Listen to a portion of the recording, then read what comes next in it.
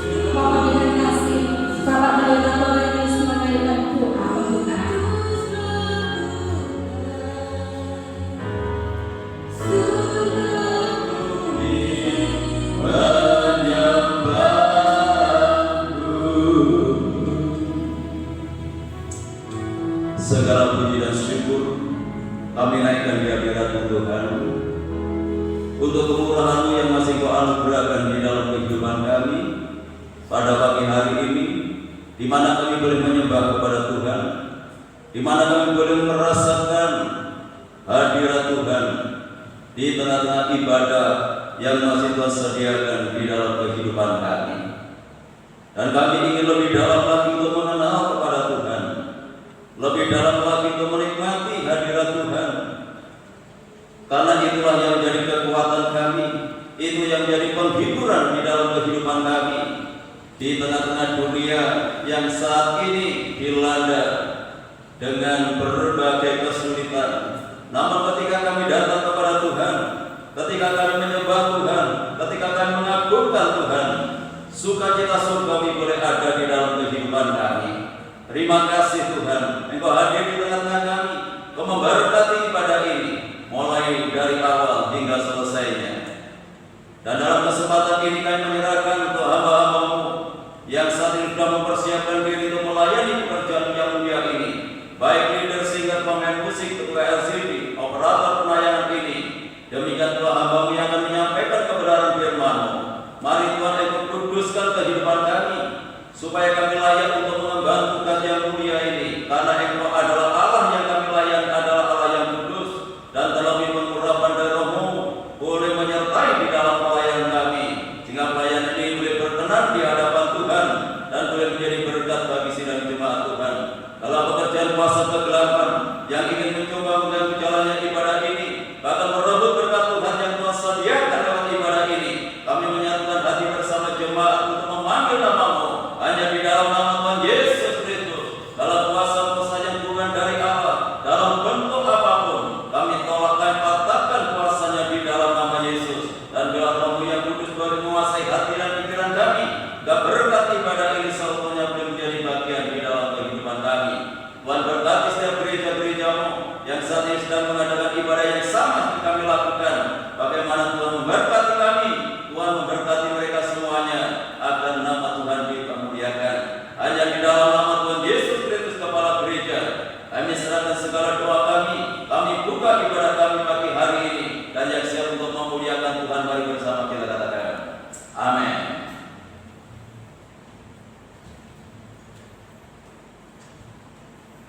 Puji nama Tuhan, sekali lagi saya mau sapa shalom. Merasa diberkati Tuhan bagi hari ini saudaraku. Amin. Kita tetap merasakan kasih kemurahan Tuhan, karena Tuhan yang kita sembah, Tuhan Yesus adalah Bapa yang setia. Dan biarlah jiwa kita akan tenang karena kita selalu bersama di dalam Tuhan. Kita aman, kita tenang di dalam tangan perlindungan Tuhan, karena Tuhan selalu menunjukkan kasih setianya kepada setiap kita. Bapa, Kau setia.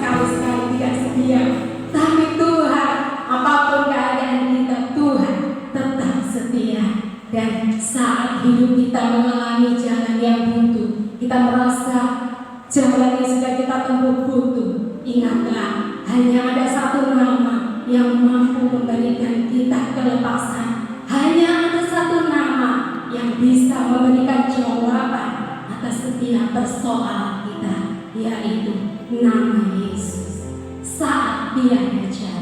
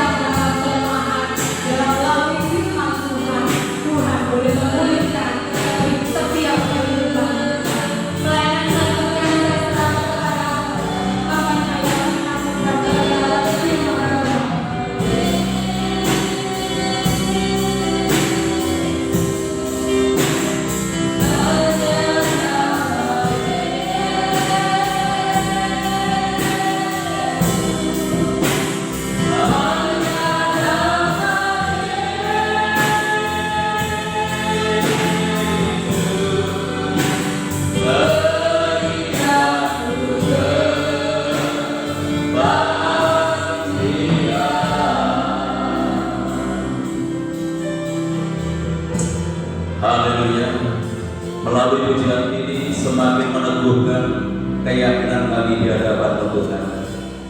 Tidak ada nama yang lain yang dapat menolong di dalam kehidupan kami. Tidak ada nama yang lain yang sanggup untuk menyelamatkan kehidupan kami. Hanya di dalam Engkau kami ada satu kepastian. Hanya di dalam Tuhan kami mendapatkan perjanjian yang indah daripada Tuhan. Terima kasih Tuhan. Biarlah kami tetap berpegang akan janji firman-Mu yang akan selalu menguatkan kami, meneguhkan kehidupan kami. Bahkan itu adalah jawaban dalam setiap persoalan kami. Terima kasih Bapa. Dan selanjutnya kami siapkan hati kami untuk menyambut kehadiran-Mu lewat firman-Mu. Mari Roh Kudus buka hati kami. Roh Kudus pimpin kami supaya kami dapat memahami dan mengerti apa yang harus kami lakukan. Pakai orang-orang yang percaya kepada Tuhan.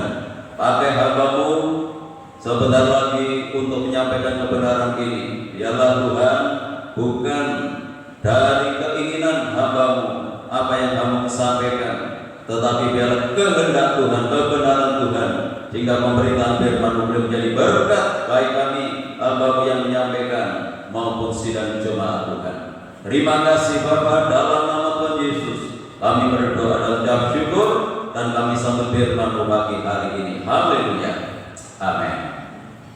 Bapak Ibu Saudara yang dikasihi oleh Tuhan, saya sampaikan shalom. Salam sejahtera di dalam kasih Tuhan kita Yesus Kristus. Hanya oleh karena anugerah dan kemurahan Tuhan, pagi hari ini kita dipertemukan kembali lewat ibadah raya yang masih Tuhan sediakan di dalam kehidupan kita.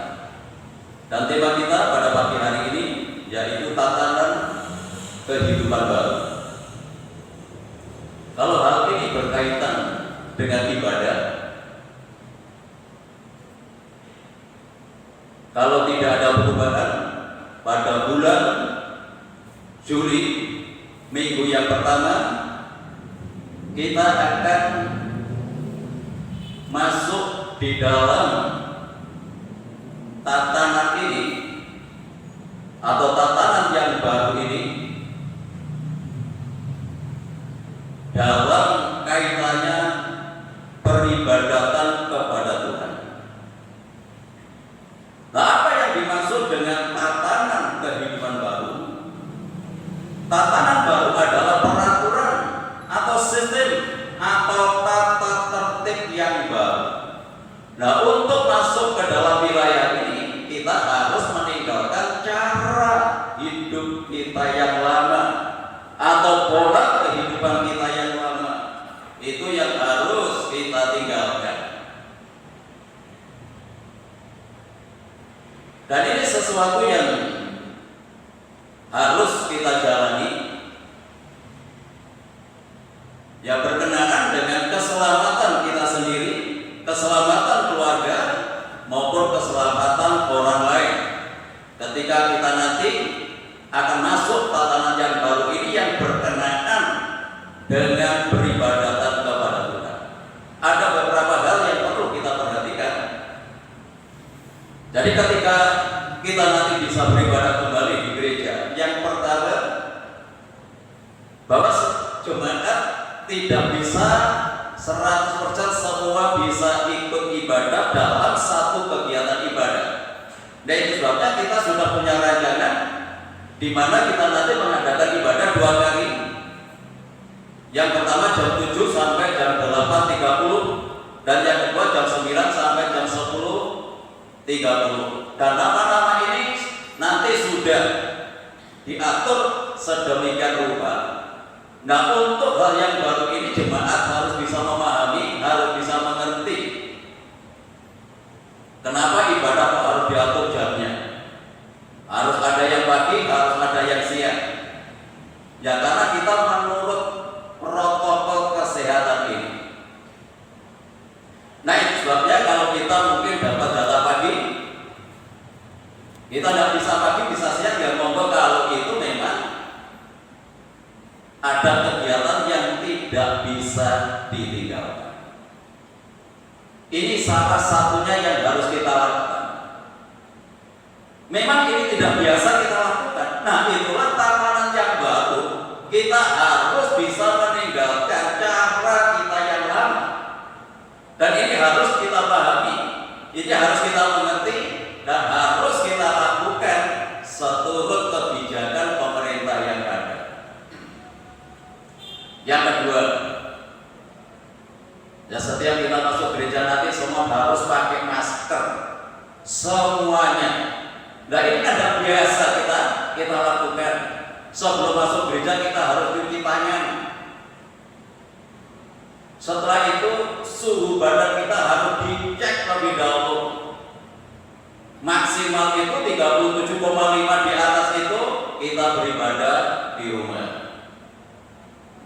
Kalau dulu kita sakit, kita datang ke gereja supaya kita sembuh. Dan sekarang sudah beda lagi nuansanya. Sakit datang ke gereja minta kesembuhan, tetapi justru sebaliknya nanti yang sakit sementara waktu beribadah di rumah.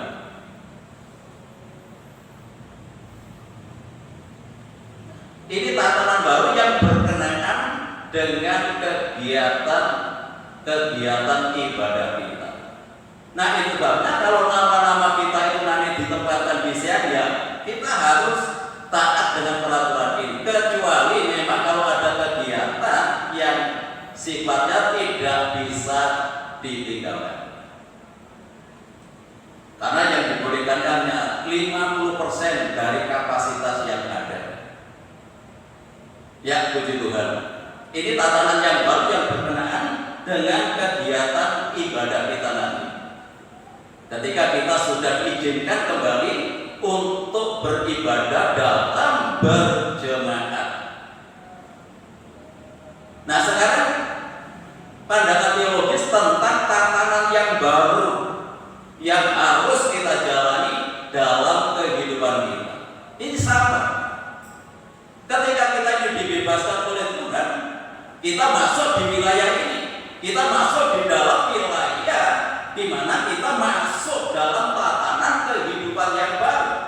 Artinya kita tidak bisa menuruti kehendak dan kemauan kita sendiri. Karena Tuhan sudah punya rancangan yang agung, Tuhan punya rancangan yang mulia di dalam kehidupan kita, yang berkaitan dengan keselamatan. Ini sama. Kalau pemerintah membuat kebijakan seperti ini, pemerintah sudah jauh lebih dahulu memikirkan bagaimana rakyatnya, warganya supaya selamat. Nah untuk itu protokol-protokol kesehatan seperti ini mari kita perhatikan. Ini menyangkut keselamatan. Demikian pula Tuhan, ketika Tuhan itu membebaskan umatnya dari negeri Mesir, walaupun dia bebas, bukan berarti dia bebas untuk melakukan sesuatu menurut keinginannya, menurut kemauannya, karena sudah bebas dari orang-orang Mesir. Ya walaupun mereka dibebaskan oleh Tuhan, mereka masuk dalam wilayah ini, masuk dalam wilayah tatanan hidup yang baru yang dibuat oleh Tuhan. Tujuannya apa? Tujuannya supaya umatnya ini selamat sampai kepada tujuan yang disediakan oleh Tuhan. Nah untuk itu mari kita baca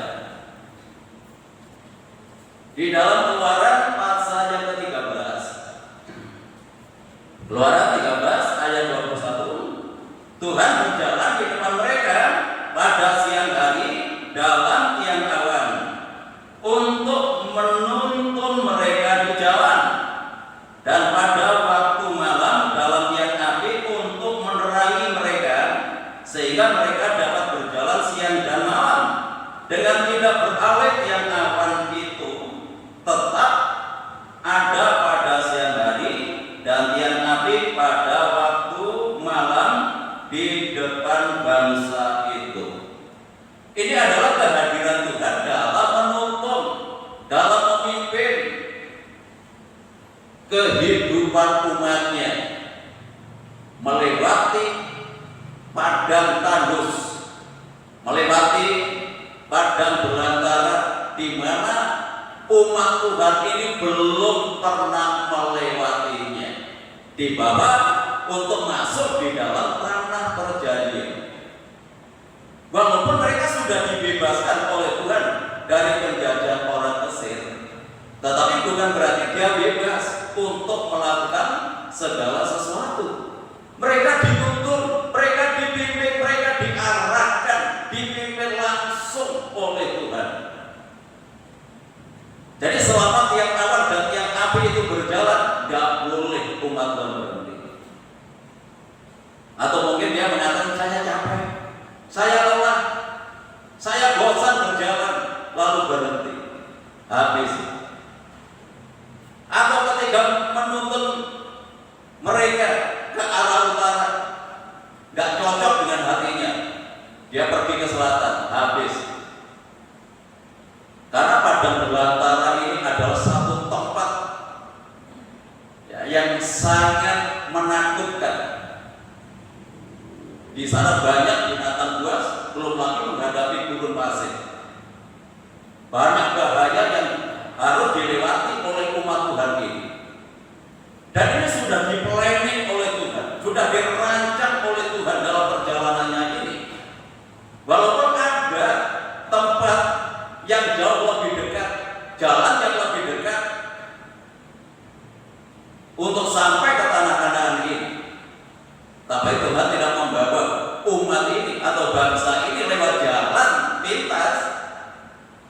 Tetapi Tuhan punya cara sendiri, Tuhan punya jalan sendiri untuk menuntun umatnya ini, untuk melatih umatnya sampai sejauh mana umatnya taat akan tuntunan dan penyertaan Tuhan.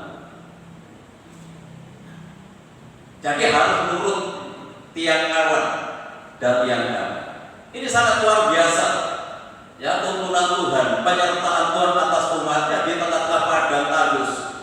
Kalau siang hari itu panasnya sangat luar biasa, namanya padang pasir. Tetapi di sana Tuhan hadir dalam tiang awan, supaya umatnya tetap bisa berjalan.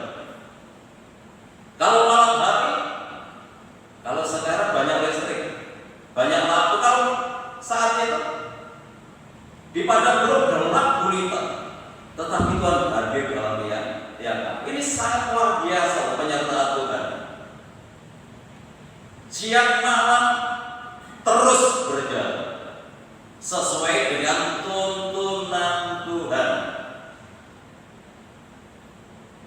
Kalau tiang awan dan tiang api itu berhenti, berarti umat Tuhan itu harus berhenti, tidak boleh berjalan terus. Demikian pula ketika tiang awan dan tiang api itu berjalan, tidak boleh umat Tuhan itu berhenti atau mengambil jalan sendiri. Harus taat, harus menurut dengan tuntunan dan penyertaan Tuhan. Ini masuk dalam wilayah tatanan yang baru. Dan tidak bisa kita ini hidup menurut kehendak kita sendiri, kemauan kita sendiri. Ketika Tuhan itu sudah membebaskan kehidupan kita dan sepenuhnya kita ini dimiliki oleh Tuhan. Jadi Tuhan yang punya otoritas di dalam kehidupan kita, kemana Tuhan itu membawa kehidupan kita. Dan percayalah, kalau Tuhan yang memimpin kita, Tuhan yang menuntun kita, Tuhan yang bertanggung jawab dalam kehidupan kita. Nah, sekarang bagaimana penyertaan Tuhan dalam kehidupan kita?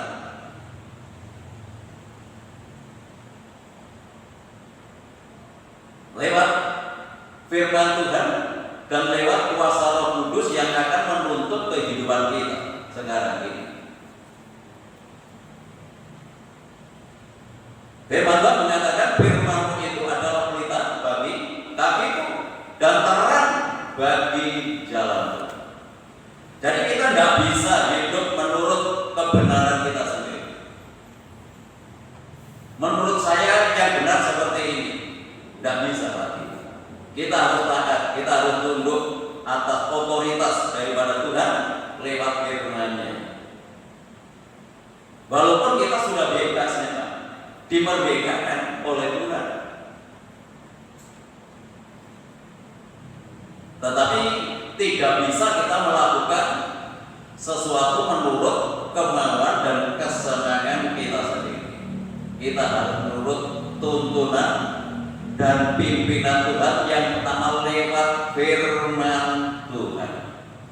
Karena firman Tuhan itu adalah pelita. Firman Tuhan adalah terang bagi jalan kehidupan kita. Apalagi kita saat ini hidup di tengah-tengah dunia yang penuh dengan kegelapan. Tanpa firman Tuhan, ya kita tidak akan mampu menerobos kegelapan yang ada di dalam dunia ini. Nah, itu sebabnya banyak orang salah langkah. Kenapa salah langkah? Karena mereka hidup di dalam kegelapan. Keluarganya salah, usahanya salah, karena tidak mendapatkan tuntunan firman Tuhan. Demikian pula kehidupan kita, walaupun kita ada tuntunan firman Tuhan, kalau kita tidak taat, ya sama saja. Nah, itu sebabnya banyak statusnya anak Tuhan, tetapi cara hidupnya tidak berbeda dengan yang lain. Karena tidak ada ketaatan akan firman Tuhan. Dan yang kedua, lewat kuasa Roh Kudus. Roh Kudus itu menuntun kita, membimbing kita ke dalam seluruh kebenaran. Jadi Roh Kudus itu berkarya dalam kehidupan kita, membawa kita kepada seluruh kebenaran Tuhan. Dan itu Tuhan sediakan di dalam kehidupan kita ini, ya, supaya kita menjadi anak Tuhan yang bisa menerapkan tatanan kehidupan yang baru, supaya perjalanan kita ini sampai kepada tujuan, sampai kepada perjanjian yang Tuhan sediakan di dalam kehidupan kita. Jadi ini wajib, ini harus kita menjadi orang percaya, kita menjadi orang Kristen. Hukumnya ini wajib, kita ini hidup di dalam kebenaran firman Tuhan. Kalau orang itu hanya menuruti kebenarannya sendiri, maka akan membawa hidupnya kepada kematian. Mazmur pasal 49. Mazmur pasal 49 ayat 14 dan ayat yang ke-15. Demikian firman Tuhan. Inilah jalannya orang-orang yang percaya kepada dirinya sendiri. Ada orang-orang gemar akan perkataannya sendiri. Seperti domba mereka meluncur ke dalam dunia orang mati, digembalakan oleh maut. Mereka turun langsung ke kubur, perawakan mereka hancur. Dunia orang mati menjadi tempat kediaman mereka. Siapakah mereka? Mereka adalah orang-orang yang percaya kepada dirinya sendiri, hidup menurut kebenarannya sendiri. Walaupun orang yang statusnya itu percaya kepada Tuhan, kalau menurut kebenarannya sendiri, mereka seperti domba yang meluncur. Karena orang percaya itu juga digambarkan seperti domba. Kalau hanya percaya dengan kebenarannya sendiri, mereka seperti domba yang meluncur ke dalam dunia orang mati, digembalakan oleh maut. Kalau kita tidak siap digembalakan oleh Tuhan menuju kepada kebenaran, kita akan digembalakan oleh maut, digembalakan oleh kematian. Nah, itu sebabnya setiap umat Tuhan, bangsa Israel saat itu yang gak taat akan pimpinan Tuhan, gak taat akan tuntunan Tuhan, semua binasa di tengah jalan. Dan Tuhan tidak mengharapkan kehidupan kita ini, iman kita mati di tengah jalan sebelum menikmati perjanjian Tuhan yang disediakan di dalam kehidupan kita. Nah, untuk itu ya mari kita tinggalkan cara-cara hidup kita yang baru. Kita masuk tatanan kehidupan yang baru. Yang pertama, ketika kita menjadi anak Tuhan yang rela siap dituntut oleh firman Tuhan. Yang kedua masalah makanan. Di Bilangan pasal yang ke-11 ayat yang keempat. Bilangan 11 ayat yang keempat. Orang-orang bajingan yang ada di antara mereka kemasukan nafsu rakus, dan orang Israel pun menangislah pula serta berkata, siapakah yang akan memberi kita makan daging? Kita teringat kepada ikan yang kita makan di Mesir dengan tidak bayar apa-apa, kepada mentimun dan semangka, bawang putih, bawang merah dan bawang putih. Tetapi sekarang kita kurus kering, tidak ada sesuatu apapun kecuali mana ini saja yang kita lihat. Ya, bangsa Israel itu memang bangsa yang gampang terpengaruh. Di sana disebutkan orang bajingan. Ketika bangsa Israel keluar dari negeri Mesir, itu tidak hanya bangsa Israel saja, tetapi juga ada bangsa-bangsa yang lain yang ikut menjadi tawanan orang-orang Mesir yang ikut kepada bangsa Israel. Jadi yang disebut di sini orang-orang bajingan itu adalah orang-orang dari bangsa lain yang mempengaruhi kehidupan bangsa Israel. Di sini berkenaan dengan makanan, dia teringat kembali apa yang pernah dinikmati di Mesir. Ya memang masuk tanaman yang baru itu memang gak mudah, gak gampang, apalagi harus melepaskan kebiasaan yang lama yang sudah bertahun-tahun dilakukan, bertahun-tahun dibangun.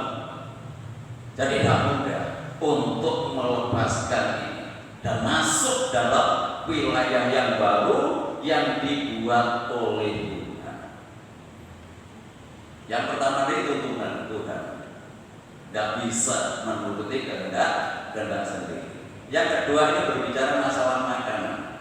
Ya. Jelas sekali ayat ini mengatakan ketika di tengah jalan mereka teringat kembali. Ya. Teringat kembali apa yang dimakan di Mesir. Kita di sana tidak bayar apa-apa, yang memang dikasih gratis oleh orang Mesir, tapi dia dipekerjakan. Ya. Makan mentimun, makan bawang putih, makan daging dan lain sebagainya. Ini sudah menjadi kebiasaan yang dilakukan oleh bangsa Israel ketika dia ada di negeri Mesir. Nah, ketika mereka keluar dari Mesir, Tuhan membuat tatanan yang baru, menyediakan makanan yang baru yang tidak sama seperti yang biasa dia makan ketika ada di Mesir. Loh, bicara masalah makanan ini saja juga sulit, ya.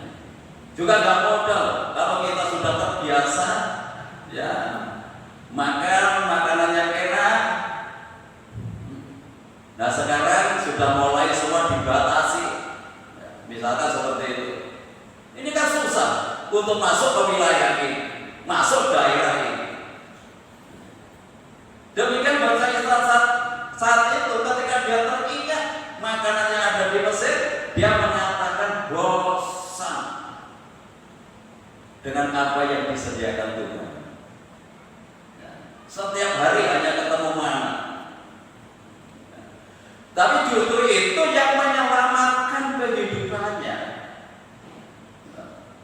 Ya, masalah makanan ini juga bangsa Israel protes kepada Tuhan, tidak bisa terima dengan apa yang disediakan oleh Tuhan, walaupun ini disediakan gratis oleh Tuhan.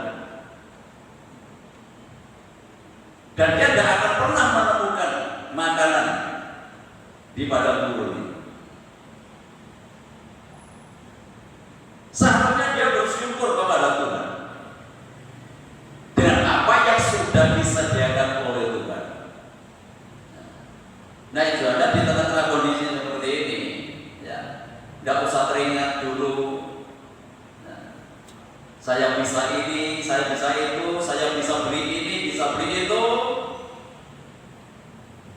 Sekarang situasinya berbeda. Bagaimana kita bisa meresponi dalam situasi yang seperti ini? Kita bisa bersyukur dan kepada Tuhan. Sebenarnya kalau kita masih bisa makan, kita bisa minum, itu sudah bisa membuat kita bersyukur. Tetapi kalau kita mengikuti keinginan, sampai kapanpun kita tidak akan pernah bisa bersyukur kepada Tuhan. Bangsa Israel ini teringat dulu, bisa makan ini, bisa makan itu. Mungkin kita juga sama seperti itu ketika kita melewati masa-masa sulit seperti ini. Bisa melenceng ke sana, bisa melenceng ke situ, bisa makan ini, bisa makan itu di luar, bisa beli ini, bisa beli itu. Sekarang kondisinya berbeda, mulai mengeluh kepada Tuhan. Sementara Tuhan membawa kita kepada tatanan kehidupan yang baru, kita harus puas dengan apa yang disediakan oleh Tuhan. Mana ini adalah makanan dari surga. Makanan dari surga yang membuat umat itu bisa hidup. Lalu kepada kita untuk saat ini, makanan dari surga adalah pribadi Tuhan Yesus Kristus sendiri yang datang ke dalam dunia ini untuk menyerahkan kehidupannya supaya kita ini bisa diselamatkan oleh Tuhan. Ya, kita baca di dalam Yohanes pasal yang ke-6 ayat 51 dan lompat ayat 54 dan 5. Ayat 51, akulah roti hidup yang telah turun dari surga. Jikalau seorang makan dari roti ini, ia akan hidup selama-lamanya. Dan roti yang kuberikan itu ialah dagingku yang akan kuberikan untuk hidup dunia. 54. Barang siapa makan dagingku dan minum darahku, ia mempunyai hidup yang kekal, dan aku akan membangkitkan dia pada akhir zaman. Sebab dagingku adalah benar-benar makanan dan darahku adalah benar-benar minuman. Barang siapa makan dagingku dan minum darahku, ia tinggal di dalam aku dan aku di dalam dia. Kalau umat Tuhan saat itu dalam perjalanan bangsa Israel menuju tanah perjanjian, Tuhan memberikan mana itu makanan dari surga, diturunkan langsung dari surga untuk umat ini dan tidak bisa ditemukan di daerah manapun kecuali makanan khusus untuk umat Tuhan. Ketika mereka protes, kalau kita baca terus bilangkan pasal-pasal tadi, yang protes itu ada 3.000 orang yang langsung dihabisi oleh Tuhan, yang gak puas dengan pemberian Tuhan. Tuhan murka, Tuhan marah kepada umat. Nah sekarang dalam perjanjian baru, roti dari surga adalah pribadi Tuhan Yesus Kristus sendiri, menyediakan tubuhnya untuk menjadi makanan bagi jemaatnya dalam bentuk perjamuan kudus. Di sana dikatakan tadi, barang siapa makan dagingku dan minum darahku, ia mempunyai hidup yang kekal, dan aku akan membangkitkan dia pada akhir zaman. Karena tubuhku adalah makanan dan darahku adalah minuman yang sesungguhnya yang membawa kehidupan yang kekal. Nah untuk itu walaupun kita ini ada di rumah, perjamuan kudus itu tetap dilakukan dan tetap harus kita hormati dalam melaksanakan perjamuan kudus ini. Yang lewat tempat ini jangan sembarangan ketika kita mendapatkan pelayanan perjamuan kudus yang diantar oleh pelayan-pelayan perjamuan kudus, ya jangan ditaruh di dapur, ya, ditaruhkan di tempat yang layak. Dan ketika kita mengikuti ibadah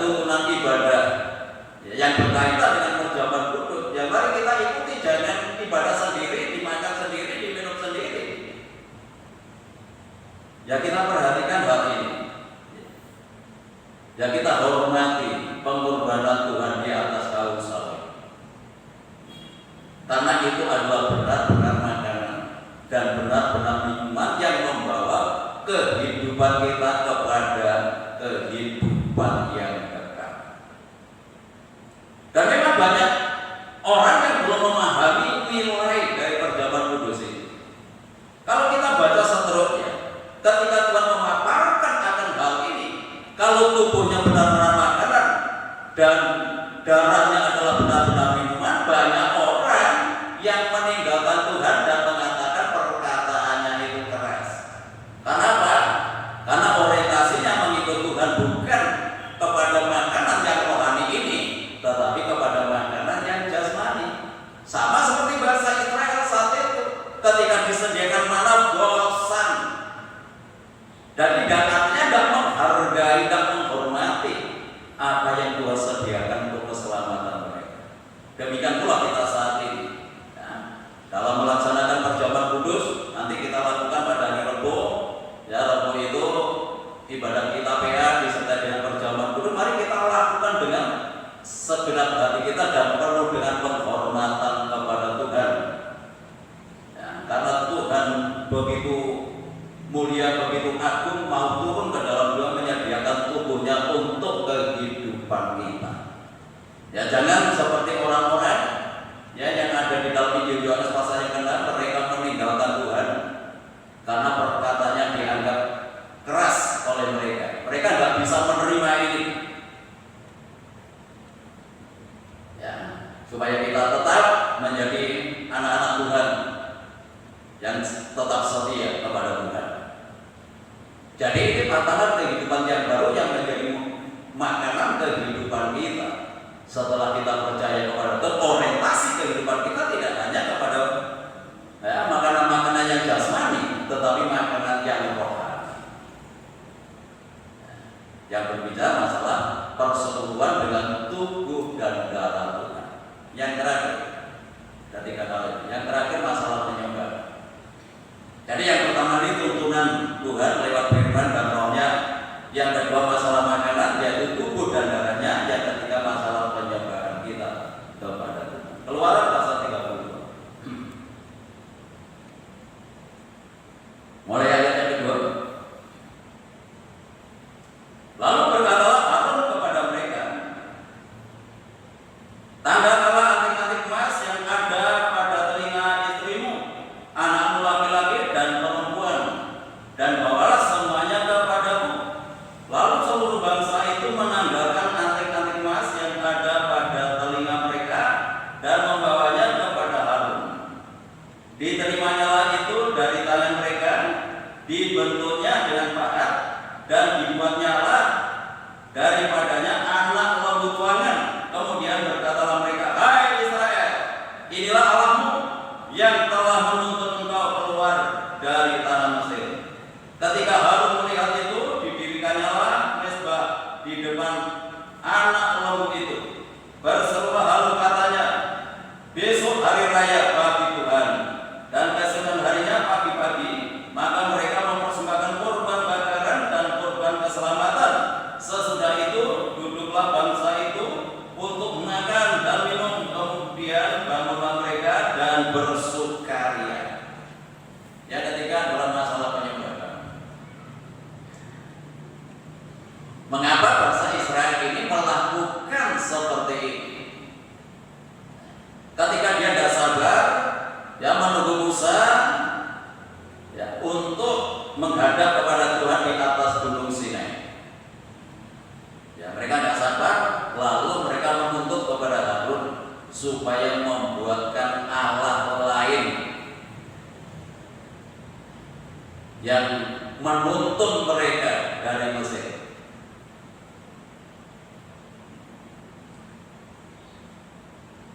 Mengapa bangsa Israel bisa seperti ini? Karena mereka terpengaruh dengan budaya Mesir pada saat itu.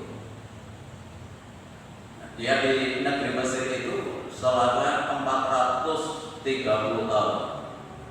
Ya, ketika Yusuf masuk ke tanah Mesir itu 430 tahun. Nah, selama 430 tahun dia ada di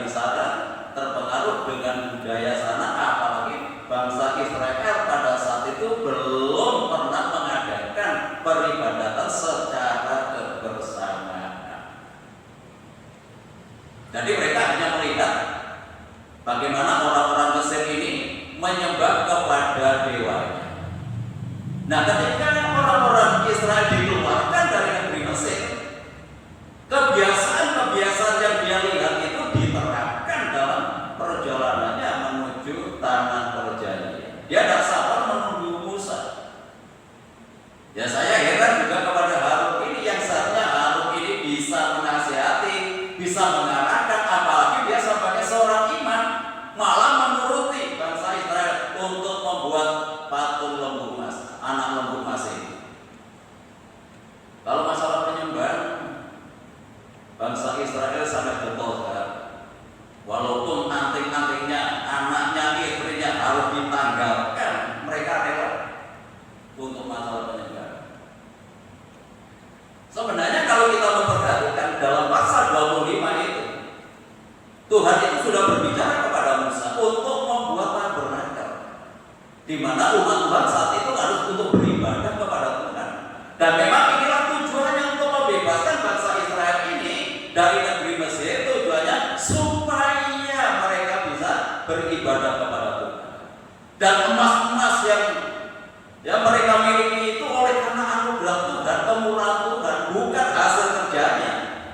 Ketika dia keluar dari negeri Mesir, dia hanya minta kepada orang-orang Mesir, dan Tuhan membuat hati orang-orang Mesir itu bermurah hati kepada orang-orang Israel. Mereka memberikan emas, memberikan perak, apa saja yang dimintanya itu diberikan. Lalu ketika di tengah jalan salah arah, ketika banyak yang didapat salah arah, itu justru menjadi pusat penyembahannya, bukan menyembah kepada Tuhan. Ya, kalau kita diberkati oleh Tuhan, jangan sampai salah dalam penyembahan kita. Seringkali kekayaan kita itu yang menjadi pusat penyembahan kita. Artinya kita prioritaskan lebih daripada Tuhan. Ingat bahwa itu adalah pemberian Tuhan, yang seharusnya kita gunakan untuk kemuliaan Tuhan. Dan ketika bangsa Israel melakukan hal ini, banyak yang dibunuh oleh Tuhan di tengah jalan. Lalu pasal 37 mulai pembangunan tabernakel. Jadi orang-orang yang mempengaruhi yang lain yang menyembah kepada patung lembu emas ini dibinasakan semua oleh Tuhan. Tuhan tidak berkenan atas kehidupannya kalau itu menjadi pusat penyembahan. Jadi Tuhan ingin kepada kita supaya Tuhan tetap menjadi prioritas di dalam kehidupan kita, dalam penyembahan kita, dalam pengagungan kita. Karena segala-galanya itu bersumber dari Dia. Memang beda cara kita, tidak sama dengan Mesir. Kita bisa berhubungan langsung dengan Tuhan. Jadi Tuhan harus menjadi pusat penyembahan kehidupan kita. Nah, kita sekarang memang hidup di ranah yang baru, tatanan yang baru. Kita tanggalkan yang pertama tadi, keinginan kita sendiri, kita harus mengikuti tuntunan Tuhan. Yang kedua, masalah mainan. Ya, jadi perjamuan kudus itu harus wajib kita lakukan, karena itu disediakan Tuhan untuk keselamatan kehidupan kita. Yang ketiga, kita masuk di dalam penyembahan. Jangan menyembah yang lain kecuali hanya kepada Tuhan. Dan orang-orang yang taat itu yang sampai kepada perjanjian Tuhan. Dan tentunya ini menjadi harapan kita semua. Tidak ada satupun di antara kita yang tidak dapat menyelesaikan perjalanan ini. Tapi biarlah kita nanti didapati oleh Tuhan, kita adalah orang-orang yang bisa mentaati tatanan yang baru yang Tuhan sediakan di dalam kehidupan kita untuk memasuki daerah yang baru, yaitu Yerusalem baru, bagi kehidupan kita yang percaya kepada Tuhan. Tuhan Yesus memberkati kita pagi hari ini. Kita ujikan satu ujian. Sungguh kurasa kekuatanmu ya.